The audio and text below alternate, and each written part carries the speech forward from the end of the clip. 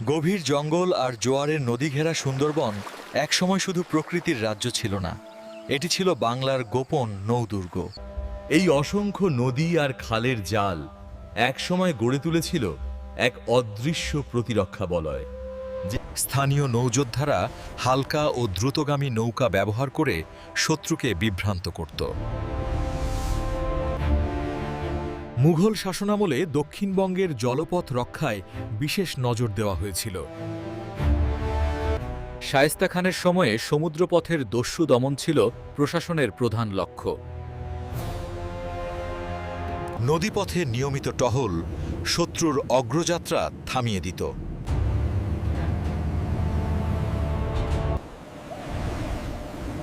প্রকৃতির ছন্দকে অস্ত্র হিসাবে ব্যবহার করাই ছিল তাদের কৌশল। বিদেশি জলদস্যুদের বিরুদ্ধে এই অঞ্চল ছিল প্রতিরোধের প্রথম প্রাচীর। আরাকান উপকূল থেকে আসা হামলাও এই জলবাহিনী রুখে দিয়েছিল বহুবার। নৌবাহিনীর শক্তি গ্রামবাসীদের নিরাপত্তার প্রতীক হয়ে উঠেছিল। ছোট নৌকায় হালকা কামান বসিয়ে তৈরি করা হয়েছিল দ্রুত আঘাতের ব্যবস্থা। শত্রু বড় জাহাজ নিয়ে ঢুকলেও সরু খালে তারা ছিল অসহায়। নদী মোহনায় সতর্ক প্রহরা ছিল প্রতিরক্ষার মূল ভিত্তি। নৌযোদ্ধারা স্থানীয় জলপথের প্রতিটি বাঁক মুখস্থ জানত। ম্যানগ্রোভের আড়ালে লুকিয়ে থাকা নৌকা শত্রুর জন্য ছিল অদৃশ্য ফাঁদ। সমুদ্রের উত্তাল ঢেউয়ের মধ্যেও তারা রক্ষা করত উপকূল।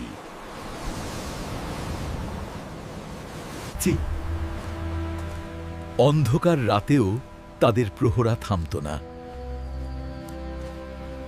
এই নিরাপত্তার কারণে বাণিজ্য ছিল সমৃদ্ধ।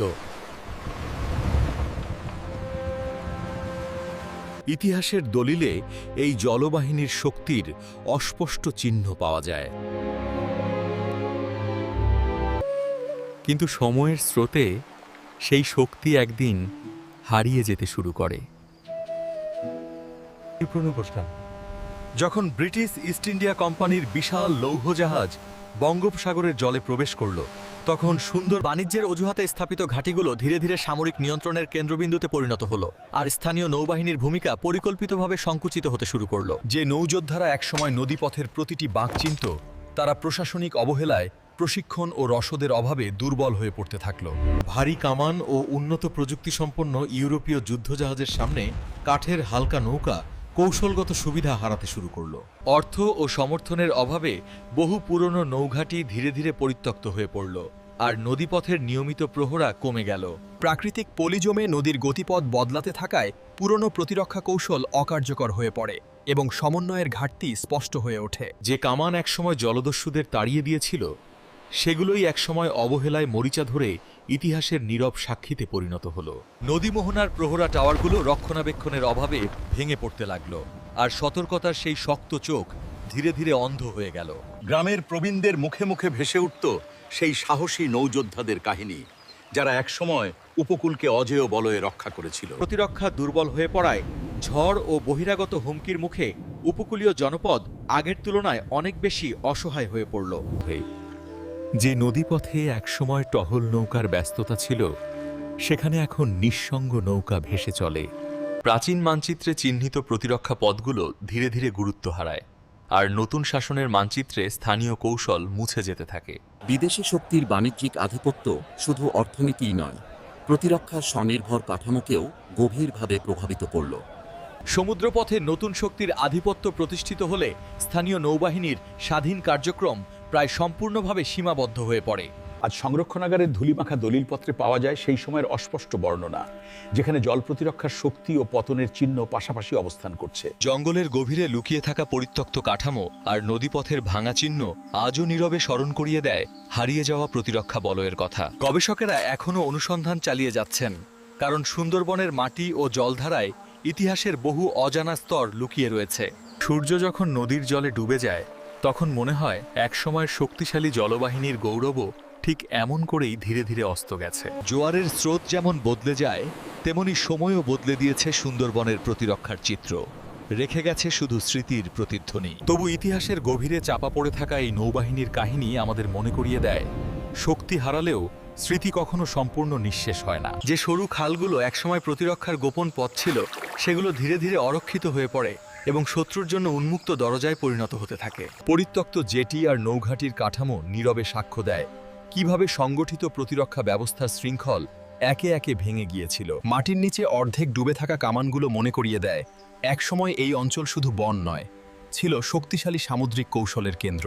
সমুদ্রপথে নতুন শক্তির নিয়ন্ত্রণ প্রতিষ্ঠিত হওয়ার পর সুন্দরবনের স্বাতন্ত্র্য নৌ প্রতিরক্ষা কার্যত কেন্দ্রীয় শক্তির ছায়ায় হারিয়ে যেতে থাকে। যে নদীতে একসময় টহল নৌকার ব্যস্ততা ছিল, সেখানে এখন সাধারণ জীবন ফিরে আসে, কিন্তু নিরাপত্তার আত্মবিশ্বাস আর আগের মতো থাকে না। প্রতিরক্ষার দুর্বলতা শুধু মানবীয় হুমকি নয়, প্রাকৃতিক দুর্যোগের সময়ও উপকূলীয় মানুষকে করে তুলে আরও অসহায় ও ঝুঁকিপূর্ণ। প্রাচীন জলপথের কৌশল নতুন প্রশাসনিক কাঠামোতে স্থান না পাওয়ায় স্থানীয় জ্ঞান ও অভিজ্ঞতার ধারাবাহিকতা ভেঙে পড়ে। সময়ের স্রোতে যেমন কাঠ ভেসে যায়, তেমনি সংগঠিত নৌ প্রতিরক্ষার ঐতিহ্যও ধীরে ধীরে বিলীন হয়ে যায় বিস্মৃতির গভীরে। ইতিহাসবিদেরা দলিল আর লোককথা মিলিয়ে বোঝার চেষ্টা করেন কেমন ছিল সেই সমন্বিত জল প্রতিরক্ষা ব্যবস্থা। ম্যানগ্রোভের জটিল শিকড় আর সরু খালগুলো একসময় ছিল কৌশলগত সুবিধা, যা সঠিক নেতৃত্বের অভাবে অকার্যকর হয়ে পড়ে। বাহ্যিক শান্তির আড়ালে লুকিয়ে থাকে সেই ইতিহাস, যেখানে প্রতিরক্ষা শক্তির পতন উপকূলের আত্মবিশ্বাসকে গভীরভাবে নাড়া দিয়েছিল। যে প্রহরা টাওয়ারগুলো একসময় নদীমোহনায় সতর্ক চোখ ছিল, সেগুলোর ভগ্নাবশেষ আজ কেবল অতীতের স্মারক হয়ে দাঁড়িয়ে আছে। কিছু পুরনো চিঠি ও নথিতে ইঙ্গিত মেলে স্থানীয় নৌবাহিনীর দক্ষতা উপেক্ষিত হওয়াই ছিল পতনের অন্যতম কারণ। কুয়াশার মতোই অস্পষ্ট হয়ে যায় সেই শক্তির সুনির্দিষ্ট ইতিহাস, কারণ লিখিত বিবরণ খুব সীমিতভাবে সংরক্ষিত হয়েছে। ঢেউ যেমন তীরে আঘাত করে ফিরে যায়, তেমনি বহু আক্রমণ একসময় প্রতিহত হয়েছিল, কিন্তু স্থায়ী কাঠামো ভেঙে পড়লে প্রতিরোধ দীর্ঘস্থায়ী হয় না। আধুনিক সময়ে জলপথের ব্যবহার বদলে গেল, সেই প্রাচীন প্রতিরক্ষা দর্শনের ধারাবাহিক উন্নয়ন আর কখনো ঘটেনি। প্রতিরক্ষা ব্যবস্থার অবক্ষয় উপকূলীয় অঞ্চলের সার্বিক নিরাপত্তা কাঠামোকেও দুর্বল করে দেয়, যার প্রভাব দীর্ঘমেয়াদে টিকে থাকে। নতুন প্রজন্ম হয়তো জানেই না, এই একই নদীপথ একসময় ছিল সুসংগঠিত নৌবাহিনীর কৌশলগত মঞ্চ। প্রকৃতি তার ছন্দে অটল থাকলেও মানুষের গড়া প্রতিরক্ষা কাঠামো সময়ের সাথে টিকে থাকতে পারেনি। সুন্দরবনের গভীরে আজও প্রতিধ্বনিত হয় সেই হারানো নৌবাহিনীর গল্প, যা একসময় উপকূলের ঢাল হয়ে দাঁড়িয়েছিল।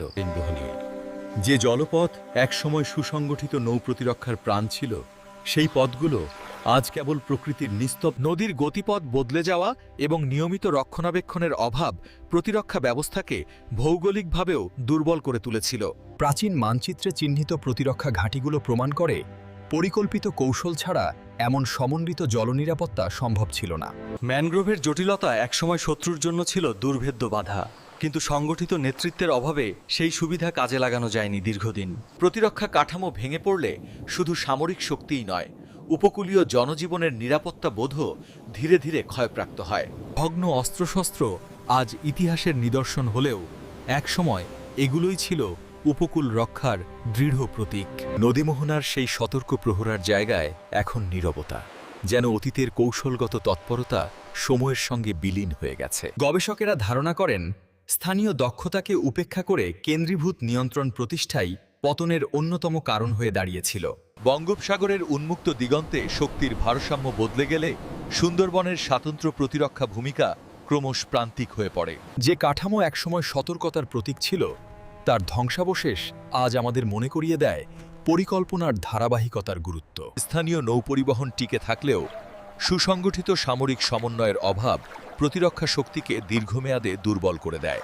প্রকৃতি এখনও একই রয়ে গেছে, কিন্তু সেই প্রকৃতিকে কৌশলগতভাবে ব্যবহারের যে ঐতিহ্য ছিল, তা ইতিহাসের আড়ালে হারিয়ে গেছে। বন্দর ও ঘাঁটির ধ্বংসপ্রাপ্ত চিহ্ন প্রমাণ করে প্রতিরক্ষা শুধু যুদ্ধ নয়, ছিল সংগঠন, প্রশিক্ষণ ও অবকাঠামোর সমন্বিত ফল। জোয়ারের মতোই শক্তির উত্থান ও পতন ঘটে, কিন্তু স্থায়িত্ব নির্ভর করে দূরদর্শী পরিকল্পনার উপর।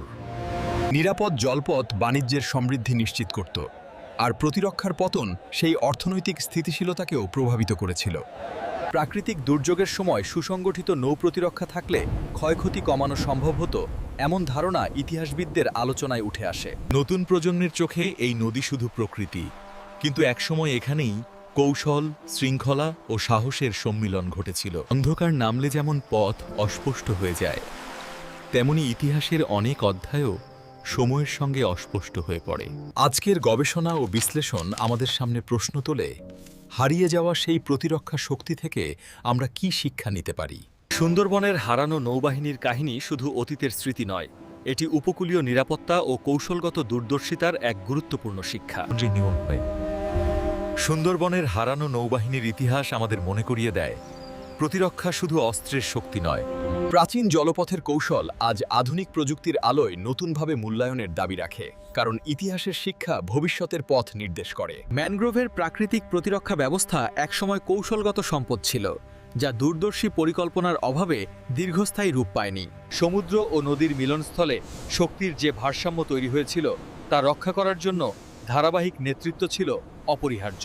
মাটির নিচে লুকিয়ে থাকা নিদর্শনগুলো প্রমাণ করে এই অঞ্চল একসময় সুসংগঠিত জল প্রতিরক্ষার গুরুত্বপূর্ণ কেন্দ্র ছিল। ইতিহাসবিদেরা মনে করেন, স্থানীয় অভিজ্ঞতা ও সামুদ্রিক জ্ঞানের সঠিক সংরক্ষণ না হওয়াই পতনের বড় কারণ হয়ে দাঁড়ায়। আজও উপকূলের মানুষ নদী ও সমুদ্রের ওপর নির্ভরশীল, কিন্তু সংগঠিত প্রতিরক্ষার ধারাবাহিকতা আর আগের মতো নই। প্রাকৃতিক দুর্যোগের মুখে শক্তিশালী জল প্রতিরক্ষা ব্যবস্থা থাকলে ক্ষতির মাত্রা কমানো সম্ভব, এমন ধারণা ইতিহাসের বিশ্লেষণে উঠে আসে। আধুনিক সময়ে প্রযুক্তি উন্নত হলেও স্থানীয় ভূগোল ভিত্তিক কৌশলের মূল্য কখনো কমে না, বরং তা নতুনভাবে প্রাসঙ্গিক হয়ে ওঠে। প্রকৃতি এখনও একই শক্তিশালী রয়ে গেছে, কিন্তু তাকে রক্ষার জন্য মানুষের সংগঠিত প্রয়াসই ভবিষ্যৎ নির্ধারণ করে। ধ্বংসাবশেষ আমাদের সতর্ক করে দেয়, প্রতিরক্ষা অবহেলিত হলে তার প্রভাব শুধু সামরিক নয়, সামাজিক ও অর্থনৈতিক ক্ষেত্রেও পড়ে। জোয়ারের মতোই শক্তির উত্থান ও পতন ঘটে, কিন্তু টিকে থাকে সেই কাঠামো যা দূরদর্শী পরিকল্পনায় গড়ে ওঠে। নথি ও লোককথা মিলিয়ে আমরা বুঝতে পারি, সুন্দরবনের নৌবাহিনী ছিল এক সময়ের সুসংগঠিত ও কার্যকর প্রতিরক্ষা বলয়। নিরাপদ জলপথ বাণিজ্যকে সমৃদ্ধ করেছিল, আর সেই সমৃদ্ধিই ছিল অঞ্চলটির স্থিতিশীলতার ভিত্তি। সন্ধ্যার নীরবতায় যেন শোনা যায় সেই টহল নৌকার অদৃশ্য শব্দ, যা একসময় উপকূলের নিরাপত্তির প্রতীক ছিল। নতুন প্রজন্ম হয়তো এই ইতিহাস জানে না, কিন্তু তাদের ভবিষ্যৎ নির্ভর করে অতীতের শিক্ষাকে কতটা গুরুত্ব দেওয়া হয় তার ওপর। প্রকৃতি আমাদের সুযোগ দেয়, কিন্তু সেই সুযোগকে শক্তিতে রূপ দিতে হলে প্রয়োজন পরিকল্পনা ও ঐক্য। বঙ্গোপসাগরের উন্মুক্ত দিগন্ত আজও কৌশলগতভাবে গুরুত্বপূর্ণ, যেমনটি ছিল অতীতেও। হারিয়ে যাওয়া নৌবাহিনীর কাহিনী আমাদের শেখায়, প্রতিরক্ষা শক্তি রক্ষা করতে হলে ইতিহাসের শিক্ষা ভুলে গেলে চলবে না। ঝেদিয়ে নিন, সুন্দরবনের নৌবাহিনী হয়তো আজ ইতিহাসের অধ্যায়, কিন্তু তার শিক্ষা আজও প্রাসঙ্গিক।